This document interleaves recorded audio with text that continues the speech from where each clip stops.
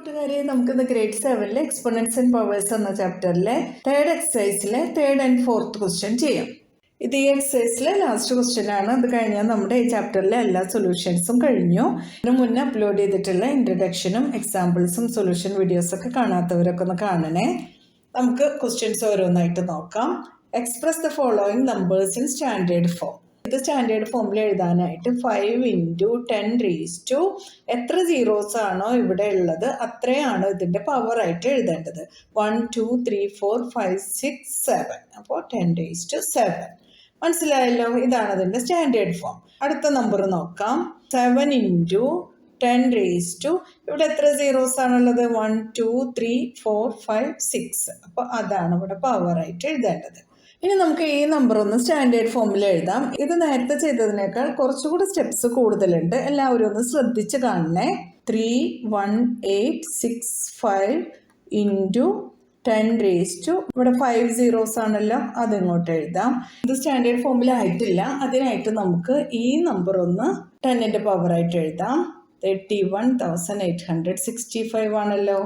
അത് നമുക്ക് 3.1865 × 10⁴ എന്ന് എഴുതാം.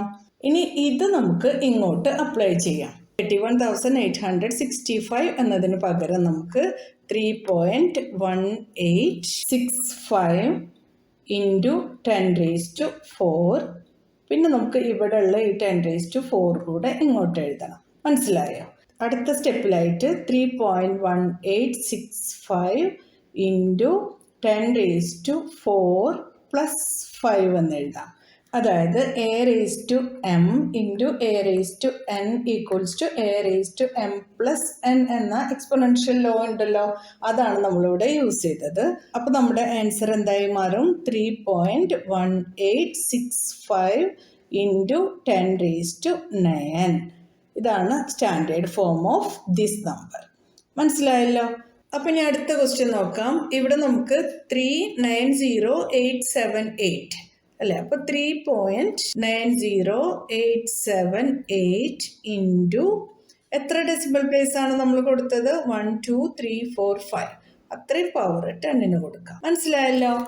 ഇവിടെ നമുക്ക് ഡെസിമലിലുള്ളൊരു നമ്പറാണ് കിട്ടിയിട്ടുള്ളത്. അപ്പോൾ നമുക്കിത് ഇങ്ങനെ എഴുതാം. 390,878 / 10. കറക്റ്റ് ആണല്ലോ? ഇവിടെ ഒരു ഡെസിമൽ പ്ലേസ് ഉണ്ട്, അതുകൊണ്ടാണ് നമ്മൾ /10 എന്ന് കൊടുത്തത്.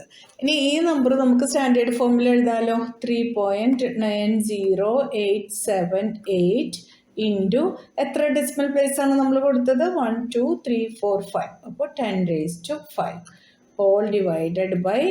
/10 എന്ന് എഴുതാം. ഇനി നമുക്ക് ഈ 10⁵ ഈ 10ഉം കൂടെ a⁻m a⁻n = a⁻m - n എന്ന ലോ യൂസ് ചെയ്ത് സോൾവ് ചെയ്യാം. അപ്പോൾ അടുത്ത സ്റ്റെപ്പിൽ നമുക്ക് 3.90878 × 10⁵ - 1 എന്ന് എഴുതാം. ഇവിടെ 1 പവർ ആയിട്ടുണ്ടല്ലോ.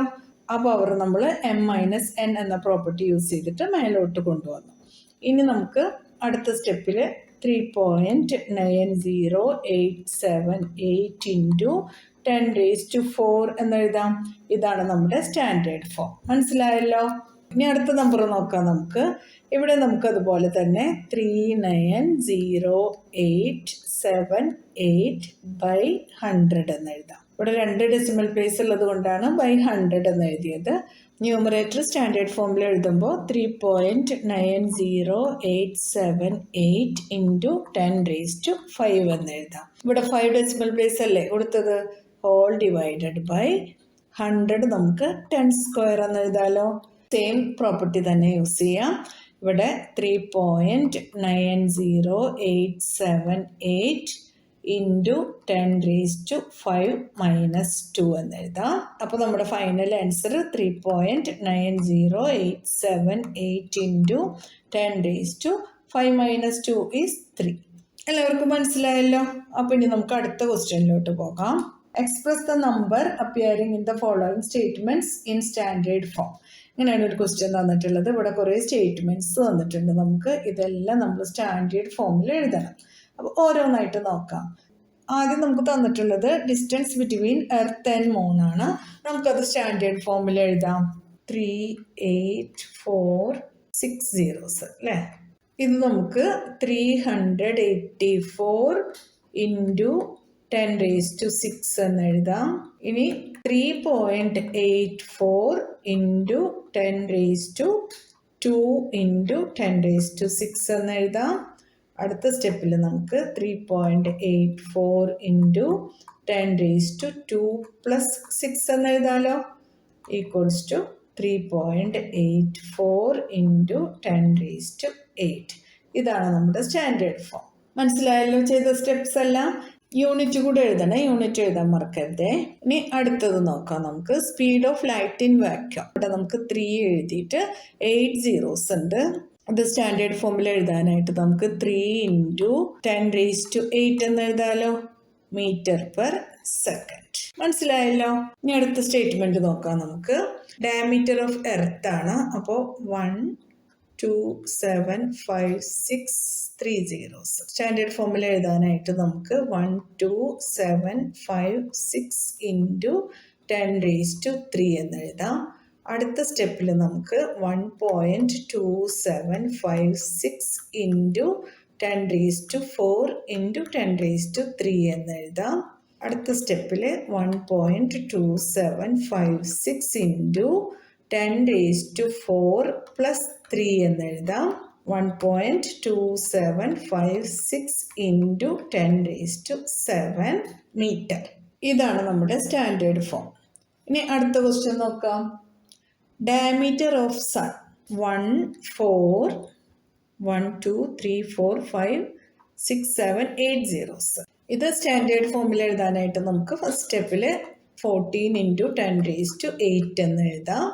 പിന്നെ 1.4 ഇൻറ്റു 10⁸8, 1.4 ഇൻറ്റു 10⁻1 പ്ലസ് 8 എന്ന് എഴുതാം. ഇവിടെ 10ന്റെ പവർ 1 ആണല്ലോ. അടുത്ത സ്റ്റെപ്പിൽ നമുക്ക് 1.4 ഇൻറ്റു 10⁻9 മീറ്റർ എന്ന് എഴുതാം. ഇതാണ് നമ്മുടെ സ്റ്റാൻഡേർഡ് ഫോം. അപ്പോൾ ഇവിടെ നമുക്ക് ഗാലക്സിയിലുള്ള നമ്പർ ഓഫ് സ്റ്റാർസ് ആണ് തന്നിട്ടുള്ളത്. ഇത് നമുക്ക് സ്റ്റാൻഡേർഡ് ഫോമിൽ എഴുതാം. 1 and 11 zeros.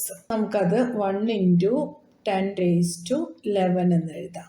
Number of stars ആയതുകൊണ്ട് ഇവിടെ അത്രയും സ്റ്റാർസ് എന്ന് എഴുതാം നമുക്ക്. ഇനി അടുത്ത ക്വസ്റ്റ്യൻ നോക്കാം.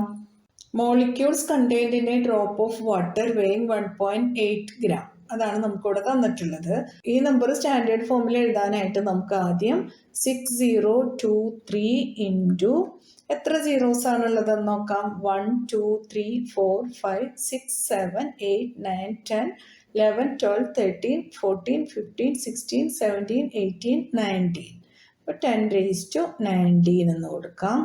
ഇനി അടുത്ത സ്റ്റെപ്പിൽ നമുക്ക് 6.023 ഇൻറ്റു 10⁻3 ഇൻറ്റു 10⁻19 എന്ന് എഴുതാം. അതായത് ഈ നമ്പറിന് 3 ഡെസിമൽ പ്ലേസ് കൊടുത്തിട്ടുണ്ട് ഇവിടെ, അതുകൊണ്ട് 10⁻3 എന്ന് എഴുതി. അടുത്ത സ്റ്റെപ്പിലായിട്ട് നമുക്ക് 6.023 into 10⁻3 plus 19 equals to 6.023 into 10⁻22 molecules. എർത്തിലെ സീ വാട്ടറിന്റെ വോളിയാണ് നമുക്കിവിടെ തന്നിട്ടുള്ളത്. ഇതൊന്ന് നമുക്ക് സ്റ്റാൻഡേർഡ് ഫോമിൽ എഴുതാം. 1353 ഇൻറ്റു 10⁻6. ഇവിടെ 6 zeros ആണല്ലോ, 10⁻6 കൊടുത്തു. ഇനി നമുക്ക് അടുത്ത സ്റ്റെപ്പിൽ 1.353 ഇൻറ്റു ഇവിടെ 3 ഡെസിമൽ പ്ലേസ് അല്ലേ കൊടുത്തത്, അപ്പോൾ 10⁻3 ഇൻറ്റു 10⁻6 എന്ന് എഴുതാം. ഇനി 1.353 ഇൻറ്റു 10⁻3 പ്ലസ് 6 എന്ന് എഴുതാം. 1.353 ഇൻറ്റു 10⁻9 ക്യൂബിക് കിലോമീറ്റർ. ഇതാണ് നമ്മുടെ ആൻസർ. ഇനി അടുത്ത സ്റ്റേറ്റ്മെന്റ് നമുക്ക് തന്നിട്ടുള്ളത് 2001 മാർച്ചിൽ ഇന്ത്യയുടെ പോപ്പുലേഷൻ എത്രയായിരുന്നു എന്നാണ്. അപ്പോൾ നമുക്ക് അത് ഒന്ന് സ്റ്റാൻഡേർഡ് ഫോമിൽ എഴുതാം. 1027 ഇൻറ്റു 10⁻6. 6 zeros ആണല്ലോ ഉള്ളത്, 10⁻6 എന്ന് എഴുതി. ഇനി അടുത്ത സ്റ്റെപ്പിൽ 1.027 ഇൻറ്റു 3 ഡെസിമൽ പ്ലേസ് കൊടുത്തത് കൊണ്ട് ഇവിടെ 10⁻3 എന്ന് എഴുതി ഇൻറ്റു 10⁻6 ഈക്വൽസ് ടു 1.027 ഇൻറ്റു 10⁻³ + 6 = 1.027 × 10⁻৯ എന്ന് എഴുതാം. ഇതാണ് നമ്മുടെ ഫൈനൽ ആൻസർ. ഇതുവരെ ചെയ്ത എല്ലാ സൊല്യൂഷൻസും എല്ലാവർക്കും മനസ്സിലായിട്ടുണ്ടാവും എന്ന് വിചാരിക്കുന്നു. എന്തെങ്കിലുമൊക്കെ കൺഫ്യൂഷൻ ആർക്കെങ്കിലും ഉണ്ടെങ്കിൽ കമൻറ്റ് സെക്ഷനിൽ ചോദിക്കാൻ മടിക്കരുത്. നിങ്ങൾക്ക് ഈ വീഡിയോ ഉപകാരപ്പെട്ടു എന്ന് തോന്നുന്നുണ്ടെങ്കിൽ നിങ്ങളുടെ ഫ്രണ്ട്സിനൊക്കെ ഒന്ന് ഷെയർ ചെയ്ത് കൊടുക്കുക. നിങ്ങളൊന്ന് ലൈക്ക് ചെയ്യുക. സബ്സ്ക്രൈബ് ചെയ്യാതെ കാണുന്നവരുണ്ടെങ്കിൽ ഒന്ന് സബ്സ്ക്രൈബ് ചെയ്ത് സപ്പോർട്ട് ചെയ്യണേ. എന്നാൽ ശരി കൂട്ടുകാരെ, താങ്ക് യു, ബൈ ബൈ.